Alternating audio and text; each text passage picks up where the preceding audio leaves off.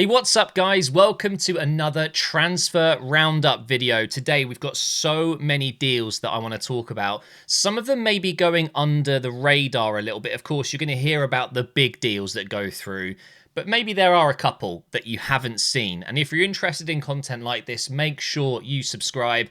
I'll be uploading transfer roundup videos as I always do every summer, every winter window. So make sure you have those notifications turned on. So, if I told you that Chelsea had been busy, would that surprise you? Funnily enough, a lot of their deals were already done, and they obviously only just become active because now the window is open. And don't forget, guys, we're in June. The window is properly going to heat up, I think, in July when the new financial year begins within football. So when teams start maybe spending a big portion of their budget, it's going to be next season's PSR window, if that makes sense. So July 1st onwards. But still, clubs are definitely spending money already. And Chelsea, no surprise, no different. They've signed 2 players already in this window, but I think they were pre-agreed. So these deals were already done. But a lot of people might not know about this. They've signed a defensive midfielder and a centre-back. So a real focus here on stability and defensive core. We've got Dario Asugo and we've got Mamadou Sarr.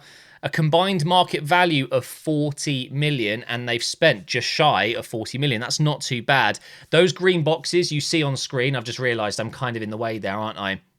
Let me go ahead and just move my camera. There you go, so you guys can see it just a little bit better. So whether the box is green, it's the greater value. So for the Asugo deal, they've paid more than the market value, but of course market value means absolutely nothing. It's just what a player could be worth if you were trying to put it on paper, but of course you're only worth as much as someone's willing to pay for you. So the price is the right side, and then on the left next to their age you've got their market value. They're both valued at pretty much the exact same. Mamadou Sarr, though, they've managed to bring him in for 14 million, so actually it's quite a lot shy of 40 million to get 40 million worth of players. But are they going to be good additions to the squad? Are they going to be sent out in this famous Chelsea loan system that's been around for the last decade or two? We'll see. They seem like very competent young players, and I'm sure that they'll get minutes if Chelsea feel like they need to plug those gaps. But realistically, they've got players in those positions that I think are probably a lot better. And I'm surprised they haven't gone ahead and spent this kind of money on just, forward players, of course. And I'm not going to talk about it in this video because I feel like everyone knows about the Liam Delap deal. That's obviously a striker that they've signed in this window. He is joining for, I think it's around 32 million. It's just over the release clause, some other fees there. But Delap is, of course, a great signing. And this is now defender, midfielder, and a striker. But we mustn't forget, we also have Estval, the young Brazilian that's got a market value of 60 million, but because they've already done this deal, it feels like it was a year or two ago now. It's crazy, really. Just 18 years old, which actually, now I think about it, Yamal's 17, Waneri, Lewis Skelly, such young players. It's almost not that crazy anymore to see an 18-year-old going for big money and having such promise. But anyway, Chelsea pre-agreed this deal. I think he's joining in the winter. I think it might be in the winter window after the Brazilian League season finishes. 34 million euros is what Chelsea have paid. They are going to make absolute bank on this player. Look, I'll say this now. Estval is going to go to Chelsea. He's going to light the club on fire. He's going to be absolutely incredible. Everyone's going to enjoy watching him in the Premier League. But this, unfortunately, will be a stepping stone for him. I don't think Chelsea is kind of the final destination. He will end up playing for Real Madrid. I'm guessing, actually, it's probably going to happen, isn't it? Because they will eventually need a right winger at some point. Is he going to be an Iron Robin, Gareth Bale type player for Real Madrid? Although Bale ended up playing up front. Who knows what's going to happen with Estval? But it's just it's another bunch of money that Chelsea have paid. This one hasn't gone under the radar, though. We all know about this. But we do need to talk about Lefay. So how do we think Sunderland are going to get on this season? Realistically, are Sunderland going to have any chance of staying in the Premier League? I think a lot of people, including myself, would say it's almost impossible. I don't see it happening with the squad they've got right now. But guess what? They've got time. They've got the transfer window. We're going to talk about an outgoing player very shortly, which is going to free up some funds. I'm sure you guys know who I'm talking about. But Le Fay has made his move permanent. It was an obligation to buy Le Fay should they get promotion into the Premier League. Of course, Le Fay signing for a championship team, it did seem a little bit crazy at the time, didn't it? Because he is such a good player, was really good in France. He got his move to Roma. For whatever reason, it wasn't quite working out. And he's done so well with Sunderland. And Sunderland are now my second team, officially, if you know what I mean. If you saw the vlog a couple of weeks ago when I was at Wembley. And Le Fay definitely is a great addition to the squad. So this definitely helps, but this was already in the works. If they were getting promoted, they were getting him. It was done. It was an obligation. And do you know what? 23 million euros for a player that's going into his prime. I think it's a pretty good deal. I just don't think this is anywhere near enough. I would expect to see one or two more midfielders come in, especially with the player I'm going to mention in a moment leaving. They absolutely need to look into the wing department, maybe a new right, maybe a new left-sided winger.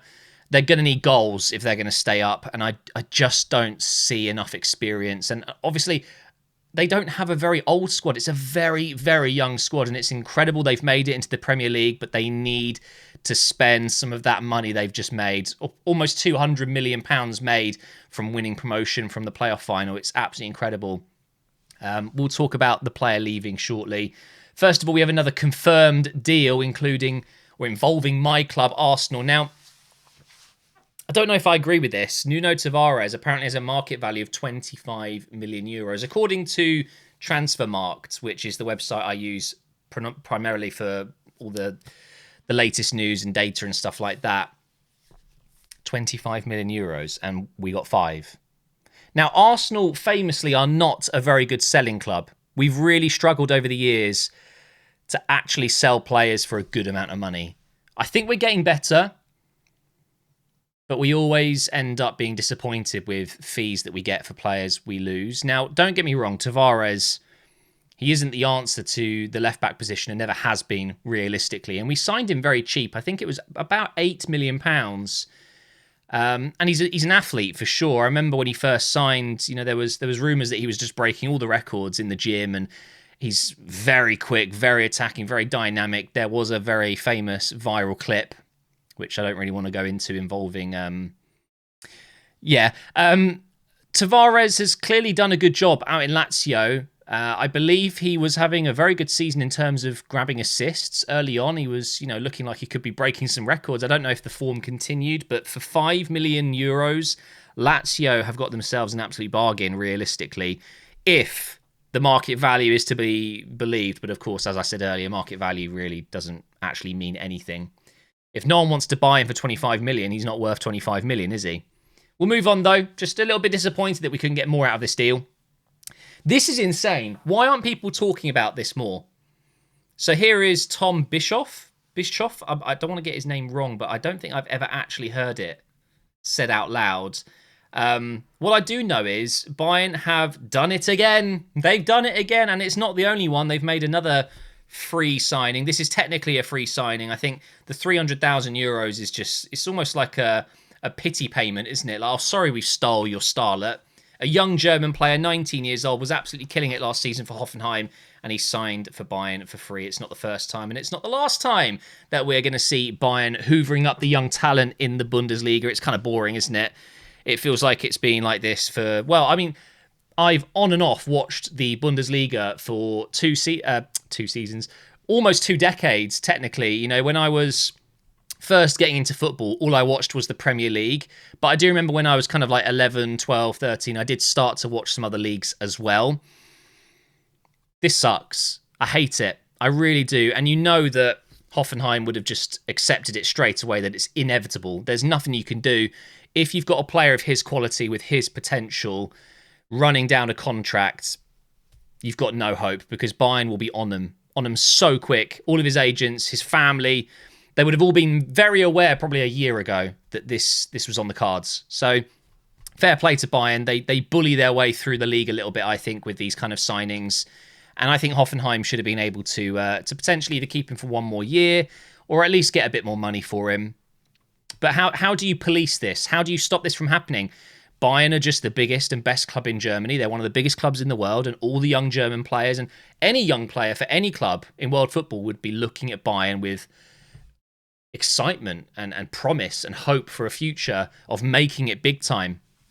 But it wasn't the only deal they've made for free of an unbelievable player. Just a reminder that market value obviously doesn't mean too much, but 30 million for 300,000. It's unbelievable, but this is even more obscene if you ask me. Tar, who was linked with Real Madrid, Barcelona, Manchester United, he's gone to Bayern for free. Who saw that coming? 800,000 euros. Again, pity payment. It's nothing. And again, I just feel for Leverkusen because not only have they lost Frimpong, we're not obviously talking about him in this video because that one's been talked about a lot.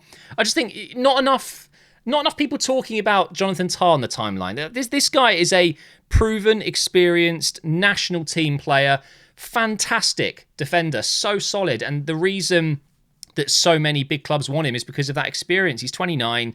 He's physically huge. He's so quick, and he's just an absolute nightmare to try and get through for attackers. And Bayern have just said, yeah, we'll take him. Thank you very much. It's a huge deal. So we'll call it €1 million. And Bayern have signed 2 fantastic players. It happens every year. Every 2 years, maybe. Okay, so let's talk about some rumours. This one has been talked about a lot, but I'm confused as to why it hasn't gone through yet. As I'm recording this, this will go up today, but it's Monday and we still haven't heard anything on Nori, but he will be joining Man City as a new left-back.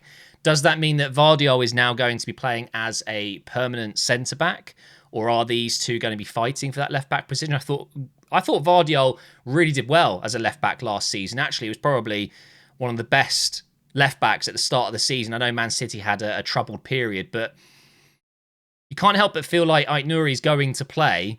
And the reason I really wanted to talk about this signing, I mean, everyone will know about it, but what does this mean? The significance of this signing? You're probably thinking, well, it's just a signing.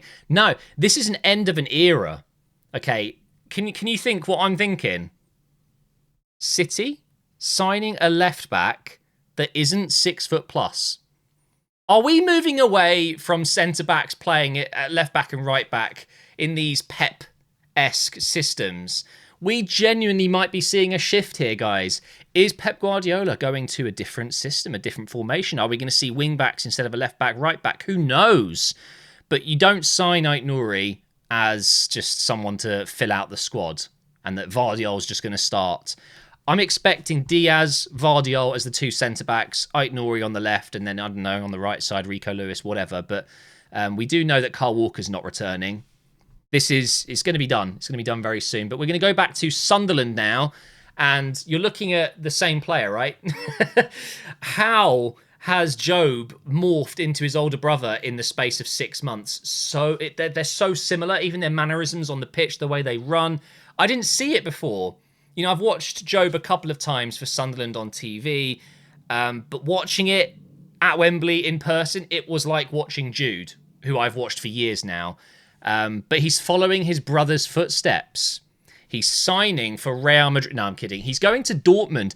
30 to 35 million is the reported fee. We don't know exactly yet because this is not official, but it is a deal done. Jobe Bellingham is going to Dortmund, and I'm gutted because Sunderland, my second team... No, I'm kidding. I'm just sad that he's not going to give the Premier League a go. I reckon he should have stayed for the season. I think it's really, really good experience for him to stay with Sunderland, fight for survival in the Premier League. He would have learned so much. And, you know, maybe he's looked at this in the way that I did earlier, saying that it's unlikely that Sunderland are going to stay up. And maybe he feels like this kind of opportunity is here now because he's had a good season. He's on that limit where maybe if he has a bad season with Sunderland and they're shipping 5 goals a week, that he's not going to get this chance again. I don't know. I feel like he could have agreed this now, but has said, I want 1 year at Sunderland, so loan me. Loan me at Sunderland for a year. I think that would have been really good. I think if Dortmund were able to maybe pay just a little bit less, maybe for the sake of just easy numbers, let's say that they knock off 5 million from the final price and they get to keep him for 1 more season. I think that would have been really nice, but I'm equally excited to see how he gets on in Dortmund. And where's he going to go from there? Is he going to stay at Dortmund and absolutely kill it and then eventually move on? Or is he actually not going to be anywhere near as successful or as good as his older brother? Who knows? And then lastly, guys, again, it's not confirmed, but it's looking very likely now that Arsenal are going to pay the release clause.